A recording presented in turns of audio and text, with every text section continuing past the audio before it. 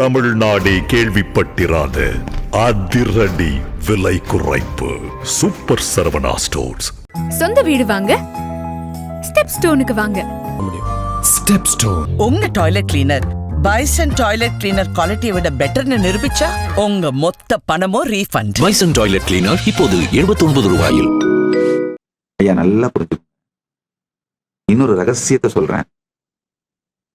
எனக்கு ரொம்ப மனதுக்கு இனிய பக்தர்கள், சீடர்கள், அதாவது தன்னுடைய வாழ்க்கையையே எனக்காக தியாகம் பண்ண பக்தர்கள், சீடர்கள்.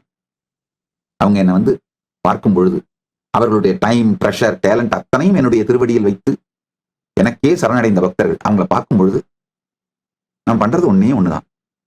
எனக்குள்ளே சொலல் இல்லாமல் அவர்களுக்குள்ளும் சொலல் இல்லாமல் அமரச் சொல்லி சைலண்டா இந்த சாநித்தியத்தில் அமைதியா உட்கார்ந்துருப்போங்க. அதுதான்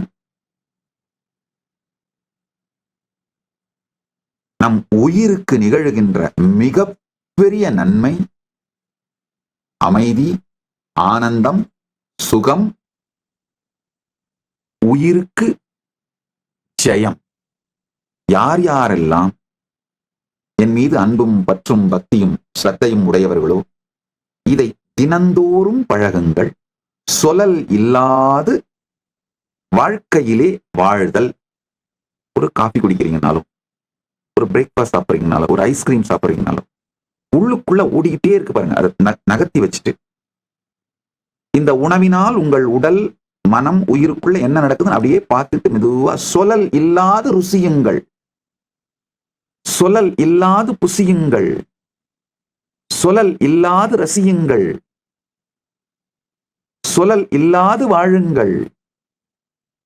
உங்கள் வாழ்விலே சுகம் என்று நினைப்பவைகளை, சுகங்களை சொலல் இல்லாது ரசியுங்கள், ருசியுங்கள், புசியுங்கள். அப்ப என்ன ஆகும்னா, துக்கங்களையும் சொலல் இல்லாது ரசிக்கவும், ருசிக்கவும், புசிக்கவும் துவங்குவீர்கள். ஐயா நல்லா புரிஞ்சுக்குங்க. வாழ்வினுடைய துக்கங்களை சொலல், உள்ளுக்குள்ளே சொல்லல் எனும் எண்ண ஓட்டத்தோடு சேர்ந்து எதிர்கொள்பவன் அதை வலி, வேதனை, மன அமைப்பாக, நியூரோபெப்டைட்ஸாக, டாக்ஸிக் எமோஷன்ஸா மாத்தி உங்க பாடியில் இருக்கிற ஆர்கன்ஸ் முழுக்க ஸ்டோர் பண்ணி இளமையில் முதுமை எனும் கொடுமை உருகிறீர்கள். ஆனா யாரெல்லாம் துக்கத்தின் போது கூட சொலல் இல்லாது அதை வாழுகின்றீர்களோ அது ஜீரணமாயி துக்கம் கூட உடம்புல எந்த ஆர்கன்ஸ்லயும் ஸ்டோர் ஆகாம கழிந்து சென்று விடும், டீடாக்ஸ் ஆயிடும். ஆழ்ந்து புரிந்து கொள்ளுங்கள். ஒரு மனிதனோட வயசு குரோனலாஜிக்கல், அதாவது பிறப்பிலிருந்து சொல்லப்படுகின்ற வருடம் சார்ந்தது அல்ல. இன்னர் ஆர்கன்ஸோட வயசு தான் முக்கியம். அது சார்ந்துதான் உங்கள் ஆயுள், ஆரோக்கியம் எல்லாமே முடிவாகுது. உங்களுடைய இன்டர்னல் ஆர்கன்ஸ் யங்கா, இளமையாக, குன்றாத இளமையோடு இருப்பதற்கான வழி இதுதான். தெரிஞ்சுக்கோங்க. இன்டர்னல் ஆர்கன்ஸ் குன்றாத இளமையோடு இருக்குமானால் உங்களை சுற்றி இருப்பவர்கள் பார்த்து வியக்கின்ற அளவிற்கு இளமையோடும், உற்சாகத்தோடும், ஆனந்தத்தோடும், ஆரோக்கியத்தோடும் இருப்பீர்கள். என்னுடைய வாழ்க்கையில நான் செய்கின்ற மிகப்பெரிய நன்மை என்னன்னா, அடிக்கடி ஒரு சில ஆண்டுகளுக்கு ஒரு முறையாவது மொத்தமா சொலல் விட்டு சும்மா சமாதியில், நிர்விகல்ப சமாதியில் இருந்து விடுவது. அப்ப என்ன ஆகுன்னா, சாதாரண இந்த சகஜ சமாதியில் இயங்கும் பொழுது கூட தேவைப்படும் பொழுது மட்டுமே சொலல் நிகழும். உள் உணர்விற்குள் சொலல் நிறைவது இல்லை. நல்லா புரிஞ்சுக்கோங்க. எனக்கும் ஒரு சாதாரண மனிதனுக்கும் இருக்கிற வித்தியாசம் இதுதான். எனக்குள் சொலல் நிகழ்கின்றது, எனக்குள் சொலல் நிறைந்து இல்லை. ஆனா சாதாரண மனிதனுக்குள்ள சொல்லுதல் நிகழாத காலத்தில் கூட சொல்லுதல் நிறைந்து இருக்கின்றது. உங்க உணர்வுக்குள்ள சொல்லுதல் நிறைந்து இருந்தால் வாழ்க்கையே மிகப்பெரிய மாய குழப்பத்தில் சீரழியும். சொலல் தேவைப்படும் பொழுது மட்டும் நிகழ்ந்தால் சொலல் உங்களுக்குள் நிறைந்து இருக்காமல் தேவைப்படும் பொழுது மட்டும் நிகழ்ந்தால் நீங்கள் ஞானி, ஜீவன் முக்தர். தேவைப்படும் பொழுது மட்டும் சொல்லல் நிகழுமானால் சொல்ல வேண்டியவற்றை மட்டும் சொல்வீர்கள், சொல்ல வேண்டியவற்றை சரியாக சொல்வீர்கள், சொல்ல வேண்டியவற்றை இனிமையாக சொல்வீர்கள். இந்த 3 தாங்க அன்னை சரஸ்வதியின் திருவடிவத்திலே அன்னை சரஸ்வதி காட்டுகின்றாள்.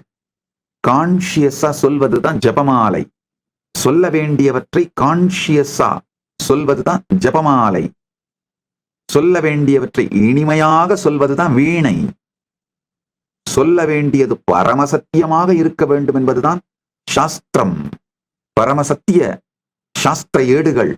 அன்னை சரஸ்வதி இந்த சத்தியத்தை தான் காட்டுகின்றாள். ஆழ்ந்து புரிந்து கொள்ளுங்கள். சொல்லல் இல்லாது ஸ்மரணத்தில் இருந்து ஸ்புரணத்தில் ஆழ்ந்திருக்க பழகுங்கள். நீங்கள் பரம்பொருள் அப்படிங்கிறத தவிர நீங்க வேற என்ன கருத்து உங்களை பத்தி வச்சிருந்தீங்கன்னாலும் அது தாழ்வு மனப்பான்மையே.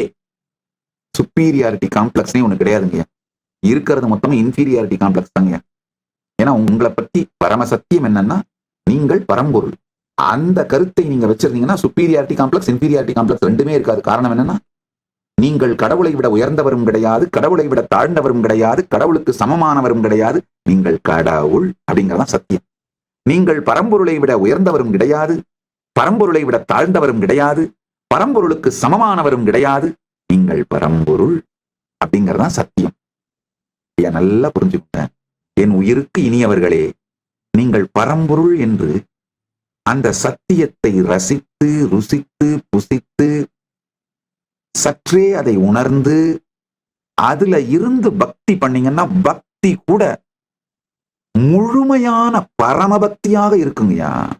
கோபிகைகளுடைய பக்தி பாத்தீங்கன்னா தன்னையே கண்ணனாய் நினைத்த பரமபக்திங்கய்யா, பரமாத்வைதத்தில் நிலை பெற்ற பக்தி. இல்லைன்னா பெரும்பாலான நேரத்துலங்கய்யா உங்க டிசப்ஷனை டிவோஷன் நினைச்சுக்க ஆரம்பிக்கிறீங்க. இந்த போலி பணிவு இருக்கு பாருங்க.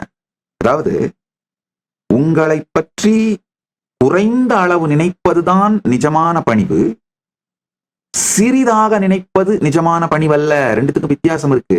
உங்களை சிறியவன் என்று நினைப்பது நிஜமான பணிவு அல்ல, அது உங்களுடைய அழிவுக்கு வழிவகுக்கும். உங்களை பற்றி நினைப்பது, தொடர்ந்து நினைப்பது, உங்களை பற்றி நீங்கள் வைத்திருக்கும் கருத்தை திரும்ப திரும்ப உங்களுக்கு சொல்லிக் கொள்வது குறைவாக இருக்க வேண்டும். அதுதான் பணிவு. நீங்க என்ன நினைக்கிறீங்க? ஐயோ நான் ஒரு தூசு, நான் ஒரு இது, நான் ஒரு அது. பெருமானை உயர்த்த வேண்டும் என்றால் நீங்கள் உங்களை தாழ்த்திக் கொள்ள வேண்டிய அவசியம் இல்லை. அது வேணா நீங்க வெளியில வேணா சொல்லுவீங்களே தவிர நீங்களே உண்மையில அதை நம்பவும் மாட்டீங்க.